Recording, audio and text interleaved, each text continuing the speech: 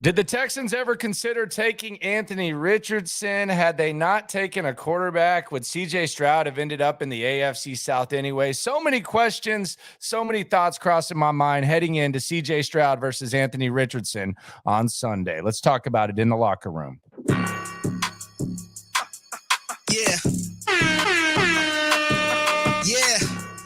It's the locker room on YouTube.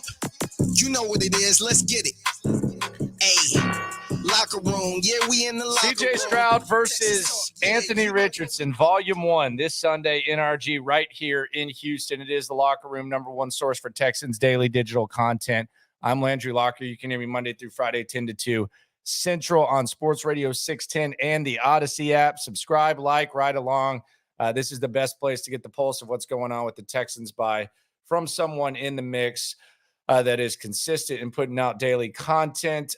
Radio show, download the Odyssey app. Had Jonathan Grenard on yesterday, and we have players on throughout the week, always at the games, at NRG, post-game shows, etc. We got the pulse of what's going on in here. So we have Anthony Richardson versus CJ Stroud, Volume 1, on Sunday at NRG. Before we go through six questions that are in my dangerous mind, let's hear CJ Stroud speak on Anthony Richardson. CJ Stroud met with the media. He was asked about Anthony Richardson. This is a little bit of what CJ Stroud, quarterback of the Texans, had to say about the rookie quarterback of the Colts. Yeah, how much did you get to know Anthony Richardson during the pre-draft process? What do you think of him as a quarterback competing against him on Sunday? Yeah, that's my guy, man. Known him since high school. Competed against each other in the Elite 11 and became real good friends there, and kind of kept the relationship when he was at Florida, when I was at Ohio State, and really, really happy for him, man. He's always been a hell of a player to me, and just really excited to see what he does in his career, and I'm always going to be supportive of him and be a brother and a friend to him. But, yeah, man, I'm excited to go play against him and compete again. Here's more from CJ on Anthony Richardson. Nah, man. It's kind of cool because, I mean, like you said, I've known him since high school, and of course followed his career at Florida and had an amazing career there. And now that we're both picked high in the draft at quarterback and playing against each other in the same division, is kind of cool. So, yeah, man. Of course, we're going to compete against each other, and we both want to win. And I think that's just shows what kind of competitive nature we have. But I'm rooting for him, and I hope that everything that in his career goes well, except for when he plays the Texans. So, but nah, that's my guy, man. I love him to death, bro. He's a great dude, and he's a good rapper. I heard his little song, so yeah, I like hearing music too. So shout out to my dog Ant, man. But we trying to get him this week. All right, there you go. So we'll see how that whole thing goes. CJ Stroud has a lot of guys he's connected to from this draft class. Obviously, Bryce Young, who went number 1, one of his really close friends, Anthony Richardson, who went number 4, who the Texans passed on. Will Levis, who's now in the division, who went with the Texans' 33rd pick. So there's a lot of connections. There's a lot of ties there, and there's a lot of questions that cross my mind when it comes to this Anthony Richardson, CJ Stroud conversation. Question number 1, and I do wonder how close the Texans were to passing on a quarterback. We may never know.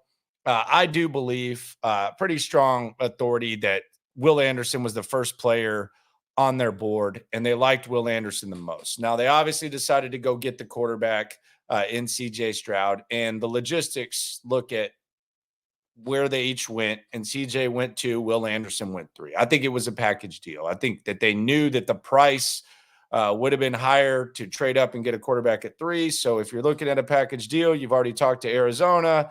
Not as many teams willing to trade up for Richardson or Levis. So you make the package deal. I think it was between Will Anderson and CJ Stroud. But I do wonder, based on what D'Amico has been through and based on what Bobby Slowiks has been through, and again, I think that's kind of what we got to use to kind of, answer these types of questions to the best of our ability. We may never know the answer completely, or it may never be on record. We saw Kyle Shanahan in year 1 when Slowik and D'Amico were there. They had the number 2 overall pick. They ended up waiting on the quarterback. and they ended up trading for Jimmy Garoppolo. There was belief that they were waiting on Kirk Cousins, but you saw it, and Kyle Shanahan was able to build what he wanted to build. So we've seen it happen before in a similar situation. Probably should have taken Patrick Mahomes or Deshaun Watson, but that's neither here nor there. But how close were the Texans to passing on a quarterback? I don't know. I will say that I don't think they were going to execute this plan until very close to the draft. In fact, I would bet close to my life on it that as close as to a week before the draft, CJ Stroud had no idea he was going to be a Texan, and no one with the Texans knew that he was going to be there. So I think those talks did intensify. But thought number one of 6, how close were the Texans to passing on a quarterback? We may never know. And be sure to put your thoughts in the comments. Always fun to hear from the people at Landry Locker on all social medias. It is the Locker Room, #1 source for Texans daily digital content. Thought number 2, was it Bryce and then CJ without any other questions asked? In other words, were they close to drafting Anthony Richardson? Now, this one, if you go back to the experiences of D'Amico and Bobby Slowik, they were in a situation where they had Jimmy Garoppolo. Jimmy Garoppolo had a limited ceiling. Jimmy Garoppolo is one of those quarterbacks, when you hear Bobby Slowik talk about CJ Stroud, that can play from the pocket, gives you a chance to do a lot of things. Now, hopefully, CJ Stroud's a better quarterback than Jimmy Garoppolo, but as far as just being a guy that can play in the pocket, he has that advantage on Anthony Richardson.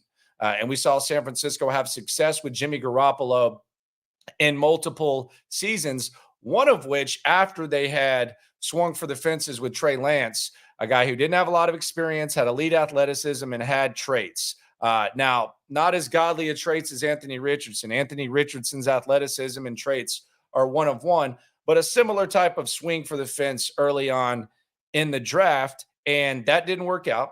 A lot of reasons, a lot of variables, and they were still able to have success with Jimmy Garoppolo. So I do wonder if D'Amico Ryans and Bobby Slowik tended to lean towards more of the guy with the higher floor and more of a pure quarterback that's going to allow you, if you put stuff around him, to succeed more so than a swing for the fences based on what they saw with Trey Lance. And we also saw they had no interest in trading for Trey Lance when he could have been had. So I would doubt that the Texans were close to taking Anthony Richardson. Now, had he fallen to 12, I think there may have been some consideration, but I don't think at 2 there was ever any thought in the Texans' mind that they were going to take Anthony Richardson. That's just my opinion based on the experiences that they've had, and really the fact that I think don't know how great CJ is going to be, how good he's going to be. I think the jury's out there. I was a Bryce guy, but I think CJ is a better quarterback prospect than Anthony Richardson. Thought number 3, what would the Texans have done at 33 had they not made the trade? So let's pretend the Texans draft at 2 and 12. And let's pretend at 2 they take Will Anderson, then at 12 maybe they take a receiver or something like that. Maybe they take Jackson Smith and Jigba or whatever, or someone on defense. Who knows?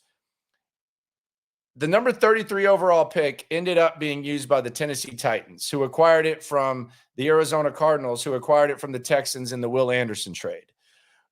What did the Texans think of Will Levis? There were whispers that they liked him a lot leading up to the draft, and then we kind of got word that they didn't really like him that much. At least that's what people who were calling the Stroud thing told me, was that they didn't like him that much. Now, did they like him enough to take him at 33?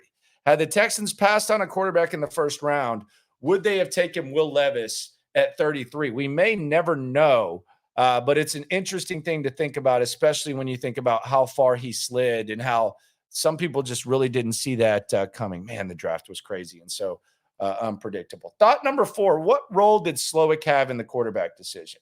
I think this is an interesting thing to discuss because D'Amico Ryans, we know that he's a defensive coach. As soon as D'Amico Ryans was hired, what was the number 1 question we were asking? Man, who's he going to hire as offensive coordinator? This is the most important thing. This might even be this might be the most important guy in the building because he's going to oversee the offense. Some people said you can't win with a defensive coach. You need an offensive guy.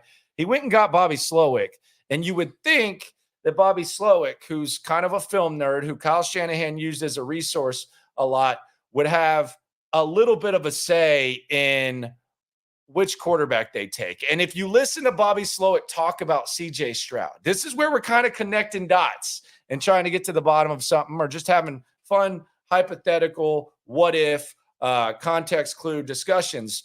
If you hear Bobby Slowiks talk about CJ Stroud, it's clear he loves him. I mean, it's very obvious that he loves CJ Stroud. He loves everything about him. When CJ Stroud had a bad practice, Bobby Slowiks blamed it on the heat.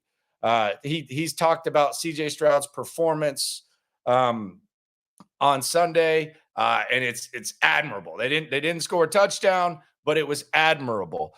And he's commended that. And by the way, a stat: CJ Stroud, first rookie QB in NFL history to make a week 1 start with 45 dropbacks and not throw an interception. That's from Warren Sharp. But what role did Slowiks play in that? Sean Bajani actually asked that question at Slowiks availability. Here is Bobby Slowiks talking about that. Bobby, what was your role in evaluating the quarterback position? You were brought in, I think, 2.5 months before the draft. What was your role in evaluating between Stroud and Richardson in that pre-draft process? Yeah, I mean, I looked at all of them, and I mean, this was a good class, and those were 2 guys that they're at the top right there. He can throw it anywhere on the field. He's extremely athletic. He's big. He's hard to bring down. He can use his feet as a weapon, and he can operate from the pocket there also. And then CJ obviously is the same stuff I've been saying all along. He's for a young quarterback, he's very functional from the pocket, which is rare, and he is elite accuracy. The ball goes exactly where he wants it to go.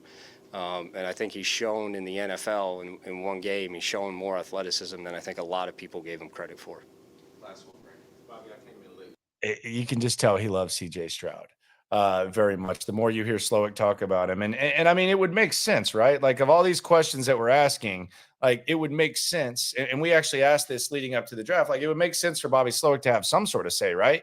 You're trusting him to oversee the offense. You would think that it would make sense. And quite frankly, when you hear him talk about CJ Stroud and you find out, and you saw that that's the decision they made and the aggressive nature in which they did it, it would make sense that he had like some sort of a role in this. And even the way he talks about Anthony Richardson there, I think when we hear him talk about Bryce Young, Carolina week, I think it'll be a little bit higher. I think they like Bryce a little bit more. But Bobby Slowiks, man, he seems to be very, very team CJ Stroud. And it doesn't seem like just a guy protected his guy. It seems like he's very infatuated with him. Question number 5: would Tennessee have traded up to 3 to get CJ as reported? And that's why, if the Texans decided they did want to get both guys, that's why you draft CJ before Will Anderson. This isn't hard to figure out, the package deal theory.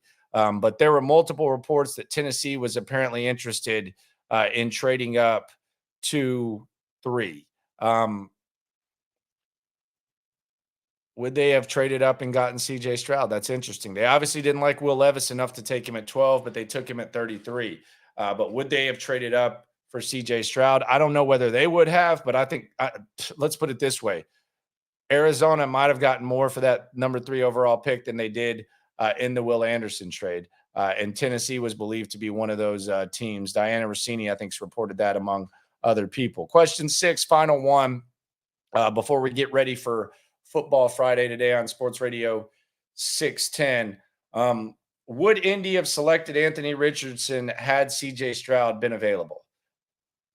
There were reports that Indy was apparently thinking about trading up to 3. You saw them on the phone in the behind the scenes with was either theirs or Arizona's, where they said the price is too high, so we're going to keep going. I find it hard to believe that they felt that they needed to trade up to 3 or 2 or whatever to get. And it was 3. I think it was before the Texans made their selection. But I find it hard to believe they felt they had to do that to get Anthony Richardson. Find that hard to believe. I'm going to actually ask Kevin Bowen today. He covers the Colts as good as anyone. If he thought CJ would have been the pick. But that's just another question of many heading into Sunday's game. It's going to be a fun one. It's going to be the first, I don't know, of many. I don't know who knows with rookie quarterbacks, who knows? It could be gone in 2 years, but it is going to be volume 1 first-year coach, first-year quarterback.